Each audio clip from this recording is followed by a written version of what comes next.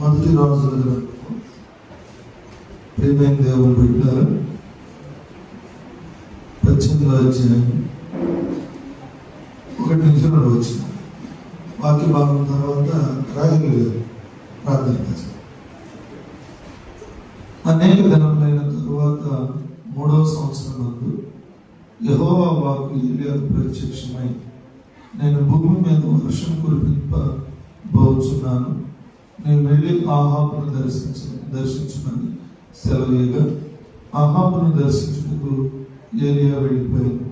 షోమ్రోనులో ఘోరమైన క్షామం కలిగి ఉండగా ఆహాబు తన గృహ నిర్వాహకుడుకు ఓబద్యాను పిలిపించింది. ఈ ఓబద్య యెహోవా యందు భయభక్తులు గలవాడే. యెజెబెలు యెహోవా ప్రవక్తను నిర్మూలన చేర్చుకుని గుహలో 50 దేశీ మందిగా 100 దాచి అన్నపానములు ఇచ్చి వారిని పోషించను. దేవుని లేఖనాల్లో దేవుని చెప్పారు.